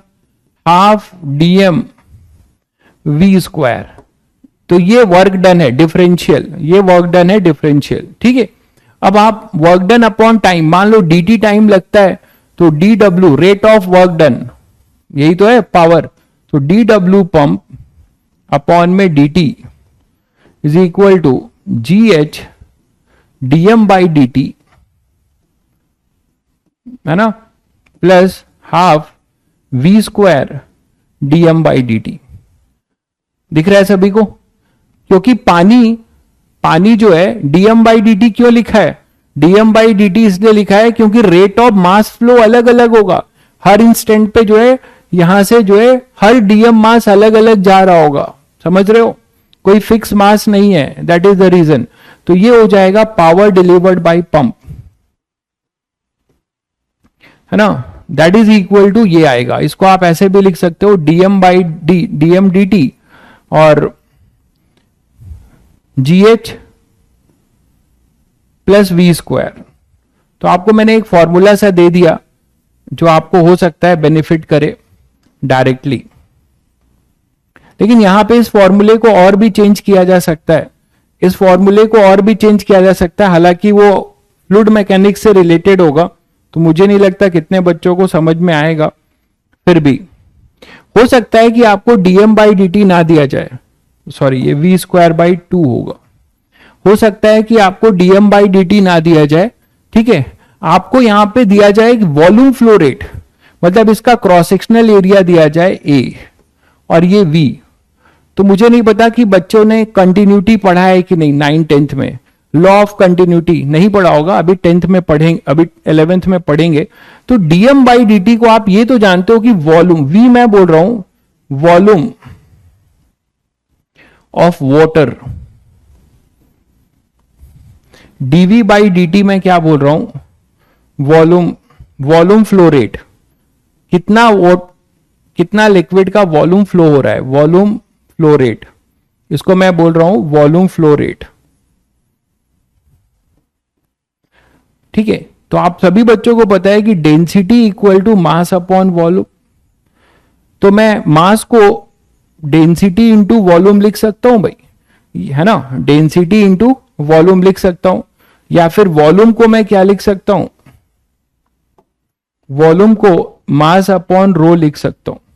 तो मुझे ये बताओ कि, और ये जो वॉल्यूम फ्लो रेट है अभी के लिए जान लीजिए कि ये इससे रिलेटेड होता है, इसी को कंटिन्यूटी कहते हैं, फ्लूइड में पढ़ेंगे आप लोग, स्कूल में हो सकता है पढ़ चुके होंगे। ये होगा A इंटू वी, जिसमें A क्या है, cross sectional area of the pipe. तो इस क्वेश्चन को और बड़ा बनाया जाए तो ऐसे रिलेट होगा, A अपना क्या है, क्रॉस सेक्शनल एरिया, ये क्रॉस सेक्शनल एरिया है, मतलब ये इस एरिया से पानी, ये V है, ये A है, यहां तो V नहीं होगा, V यहां होगा, इसको आप कुछ V डैश कर सकते हो। तो A1V1 इक्वल टू A2V2 बहुत बच्चों को शायद पता होगा। तो ये cross sectional area of pipe, ठीक है, और V जो है वेलोसिटी है, velocity of water, small v, liquid लिख देता हूं, वाटर जरूरी नहीं है, ठीक है। तो आप इसको यहां पे यूज कर सकते हो, क्या लिखोगे अब इन दोनों से, V को मैं यहां लिख दे रहा हूं, तो dV by D T, d by D T, V को आप क्या लिख सकते हो, m बाई रो, है ना, इक्वल टू AV, ऐसे लिख सकते हो, मतलब 1 upon rho dm by D t equal to AV, या dm by D t equal to rho AV।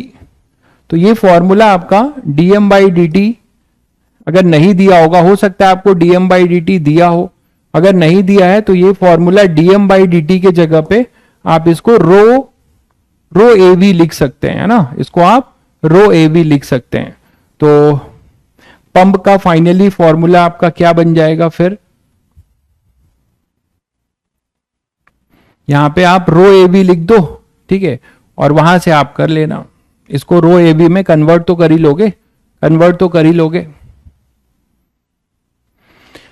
तो ये आपको कभी कभी पंप के क्वेश्चन इससे हैंडल हो जाएंगे, आपको बहुत सारे क्वेश्चन मॉड्यूल में मिल जाएंगे, तो पंप के क्वेश्चन आप इससे कर सकते हैं। मैंने लगभग सारी चीजें इसमें बता दी आपको, क्लियर है।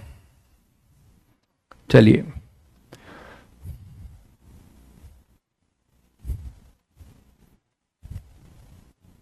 बाकी क्वेश्चन आपको होमवर्क भेज दूंगा, ठीक है, आप कर लीजिएगा। जैसे एक क्वेश्चन करते हैं, अभी टाइम है, ए particle of mass m is moving in a circular path of constant radius r such that its centripetal acceleration is varying with time.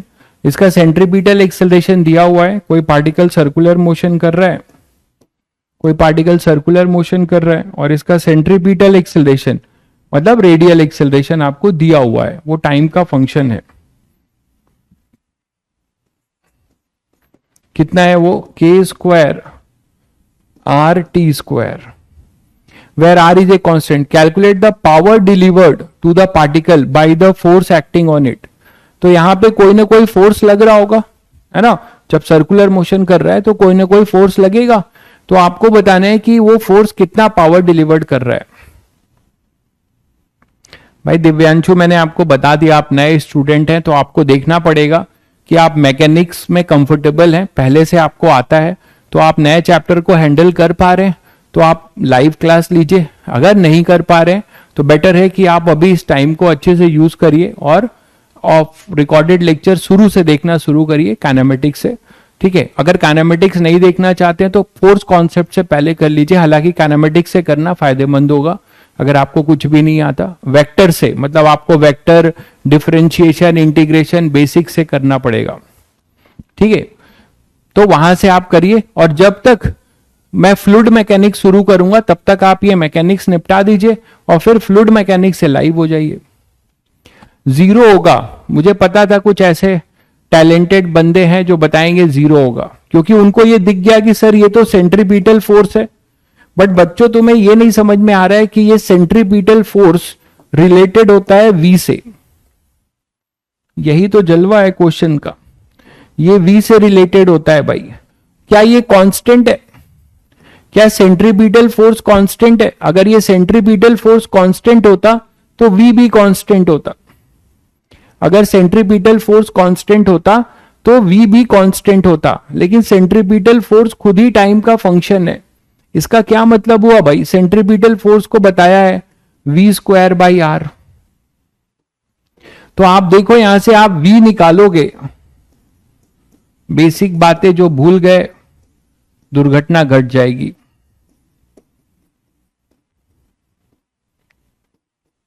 तो v अपने पास आ रहा है के टी आर या के आर टी। मैक्सिमम बच्चे जीरो टिक करते हैं इसमें, v इक्वल टू के आर टी। तो सभी बच्चों को पता है कि स्पीड टाइम का फंक्शन है, और जब स्पीड टाइम का फंक्शन है, स्पीड कांस्टेंट नहीं आ रहा है, स्पीड टाइम का फंक्शन है, तो सबको चमका। क्या बताया था? टेंजेंशियल एक्सेलरेशन की डिफिनेशन। टेंजेंशियल एक्सेलरेशन बताया था rate of change of speed. Rate of change of speed याद करो। तो जब स्पीड टाइम का फंक्शन है तो यहां एक टेंजेंशियल एक्सेलरेशन आएगा मेरे भाई, और वो क्या आएगा? इसको जब डिफरेंशिएट करोगे तो के आर आएगा। तो टेंजेंशियल एक्सेलरेशन अपना आएगा, और जब टेंजेंशियल एक्सेलरेशन आएगा तो इसका मतलब इसमें एक टेंजेंशियल फोर्स लग रहा होगा। यहां पे टेंजेंशियल एक्सेलरेशन आ रहा है क्योंकि वेलोसिटी कांस्टेंट नहीं है, यहां पर एटी भी आ रहा है, तो यही पावर देगा। और वो पावर क्या होगा? क्योंकि इसका वर्क डन जीरो होता है ना भाई, एफ आर का वर्क डन जीरो होगा, बट एफ टी का तो होगा। क्या होगा? एफ टी क्या होगा? M into a t, M के आर, ठीक है? तो पावर कितना हो जाएगा? पावर हो जाएगा f t into v. F t dot v कर लो, दोनों पैरेलल होंगे, है ना? एफ टी भी इधर ही लगेगा, एफ टी भी इधर लगेगा, तो f t into v, f t v हो जाएगा। तो ये कितना आ जाएगा? एफ टी की वैल्यू आपने निकाली है एम के आर, और वी कितना दिया हुआ है? वी है के आर टी, तो के आर टी, तो पावर आ जाएगा M K square R square T, M K square R square T. देख लीजिए, क्लियर है बच्चों? तो calculate the power delivered by the particle of the force acting on it, it is M K square R square T. Check करके बताइए सब सही है?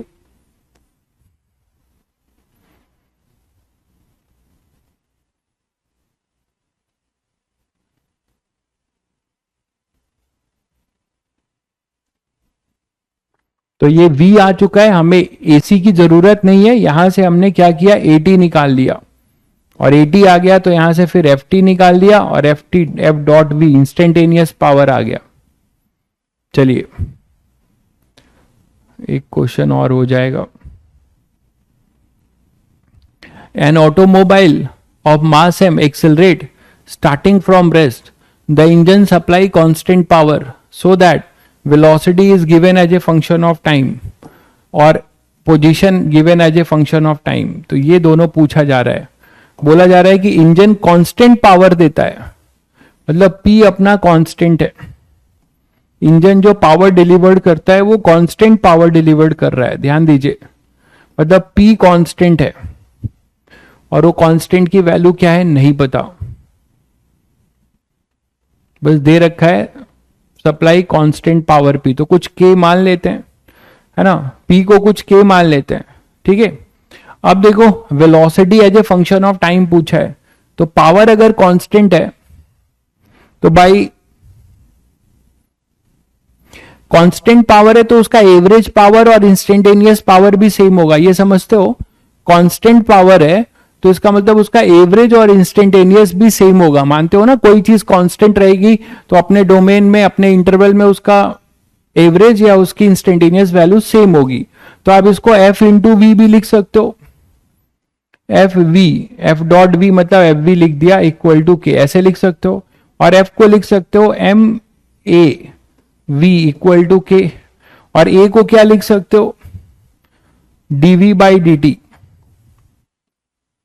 तो ये हो जाएगा एम वी और ए को लिख दिया आपने dv by D t equal to constant k. बोलो भाई, अब इस कांस्टेंट की बस वैल्यू प्रोपोर्शनैलिटी पूछी है क्या, नहीं पूरा पूछा है, तो प्रोपोर्शनैलिटी हमें निकाल देंगे। अच्छा के को पी लिख देते हैं ना, के ही तो पी है, तो क्या हो गया, खत्म हो गया, के पी है, तो यहां से हमारे पास क्या आ रहा है, v m v dv by D t equal to p, तो मतलब v dv equal to p by m d t, और हमें यही निकालना है, निकाल लो। जीरो पे देखो क्या दिया है, accelerate starting from rest, question को पढ़ेंगे सब मिलेगा। तो t इक्वल टू जीरो पे ये जीरो है, t पे कुछ v है, तो v square by two equal to p by m into t, तो v स्क्वायर आ जाएगा 2pt बाई एम और p आ जाएगा 1/2, शायद यही बताना था आपको, देख लीजिए, यही आपको प्रूव करना था, 2pt बाई एम, ठीक है। अब पोजीशन आपको निकालना है एज ए फंक्शन, तो कौन सी बड़ी बात है, आप एक कदम और आगे बढ़ जाओगे, v को क्या लिख दोगे, ds बाई डी टी, तो सीधा सीधा काइनेमेटिक्स का क्वेश्चन निकला, ds बाई डी टी, इसको आप क्या लिख सकते हो, under root 2p by M को बाहर करो और ये t की पावर 1/2, तो ds क्या हो जाएगा, under root 2p by m, t की पावर 1/2 डी टी, 0 से t, 0 से s, स्टार्टिंग फ्रॉम रेस्ट था, तो under root 2p by m, t की पावर 3/2 अपॉन में 3/2, ठीक है भाई। तो s अपने पास आ जाएगा 2/3 under root 2p by m, t की पावर 3/2। अब इसको अंदर ले जाओगे तो आपका वो डिजायर्ड रिजल्ट मिल जाएगा, क्या हो जाएगा, 8p upon 9m under root t की पावर 3/2, ये आंसर आ जाएगा। तो ये भी आपका हो गया। क्लियर है बच्चों, क्लियर है, ये है पावर, ठीक है। तो पावर चिल्ला रहे थे बहुत बच्चे, पावर पावर पावर, ये ला पावर। बाकी क्वेश्चन आपकी प्रैक्टिस के लिए भेज दूंगा, बाकी क्वेश्चन आपके प्रैक्टिस के लिए इसी टाइप के क्वेश्चंस हैं, आपके क्वेश्चन प्रैक्टिस के लिए सेम इसी टाइप के क्वेश्चंस हैं, हाँ ठीक है। तो बाकी क्वेश्चन आप लोगों को मैं भेज दूंगा, आप इसको ट्राई कर लेना, बाकी क्वेश्चन आपको स्लाइड में चेक कर लेना, बाकी क्वेश्चन इसी पे बेस्ड आपको मिल जाएंगे और इसके ट्राई कर लेना, ठीक है।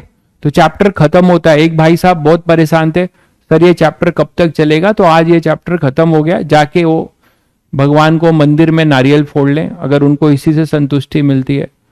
ठीक है बच्चों, तो नेक्स्ट जो अपना चैप्टर होगा centre of mass linear momentum collision, very important chapter in mechanics which will, है ना, इसमें ये वर्क पावर एनर्जी और सर्कुलर मोशन का खूब यूज होगा, फ्रिक्शन का खूब यूज होगा, और बाकी फोर्स तो हमेशा ही है। ठीक है, नहीं भाई कोलिजन इसमें नहीं है। ठीक है, आप एनसीईआरटी के सीक्वेंस से मत देखो, एनसीईआरटी के सीक्वेंस से आईटी की पढ़ाई नहीं होती। ठीक है, ये कहने की बात है, आप लोग जो यूट्यूब पे देखते हो एनसीईआरटी पढ़ो एनसीईआरटी पढ़ो, ये एनसीईआरटी पढ़ने से केवल कुछ ना होता है, एनसीईआरटी पढ़ के जेई एडवांस नहीं निकलता है भाई, ये सब कहने की बात है। ठीक है, ये आपके लिए नहीं बोला था, वो जो मेडिकल लेवल के बच्चे हैं, मेडिकल की जो तैयारी करते हैं, उनको ये डायरेक्ट क्वेश्चंस आते हैं एनसीईआरटी बेस्ड। हाँ, एनसीईआरटी के क्वेश्चंस आर वेरी गुड। अगर फिजिक्स की बात करो तो आई विल रिकमेंड यू कि आप एनसीईआरटी के को पढ़ो मत, एनसीईआरटी के क्वेश्चंस करो, एग्जाम्पलर के क्वेश्चंस करो, और एनसीईआरटी के जो एडिशनल एक्सरसाइज है they are very good question, very good questions, just like advance में भी आपको उसका फायदा होगा। Additional exercise, go and try additional exercise question in NCERT book in physics, very good questions. या एग्जाम्पलर्स के ऑब्जेक्टिव क्वेश्चंस आप करिए, एनसीईआरटी एग्जाम्पलर के क्वेश्चन भी कर सकते हैं। नहीं भाई एनसीईआरटी एनफ नहीं है, एडवांस के लिए कुछ भी एनफ नहीं होता। NCERT is not enough, neither SC Verma is enough. Yes, SC Verma है ना, वो आपके काफी हद तक आप कुछ कॉन्सेप्ट बिल्डिंग में आपकी मदद हो सकता है, बट अभी के दौर में जो प्रीवियस ट्रैक रिकॉर्ड है 4-5 सालों में फिजिक्स का लेवल का एडवांस में, वो मतलब उसको पूरी तरीके से फुलफिल नहीं करती वो बुक। बस बिगिनर्स के लिए, आपके लिए 11th वालों के लिए इट इज गुड कि आप उसको करके आप अपना एक फ्री हैंड ले सकते हैं। ठीक है, यस, बाकी मार्केट में जितनी बुक्स हैं सब बढ़िया है, आपके पास समय है तो करिए, लेकिन आपके पास समय, अगर आपके पास समय, आप लोग क्या प्रॉब्लम है, आप लोग सॉल्व बुक करते हैं और आपसे थोड़ी बहुत ट्राई करते हैं, नहीं होता तो सॉल्यूशन देख लेते हैं, आपसे इससे कॉन्सेप्ट बिल्डअप नहीं होता। आपका जो मॉड्यूल है, अगर आपको एक्चुअल एडवांस की तैयारी करनी है तो आप अपने मॉड्यूल के क्वेश्चन में स्ट्रगल करो। These are the actual questions, है ना, एक्चुअल क्वेश्चंस हैं ये आपको एडवांस लेवल पे ले जाने के लिए। ठीक है, जैसे एक्सरसाइज 4 और exercise 5, these are the actual question which will मतलब match the level of JEE advance in your module. Module के क्वेश्चंस में आप स्ट्रगल करिए, वो आपको फायदा होगा उसका। ठीक है, चलिए।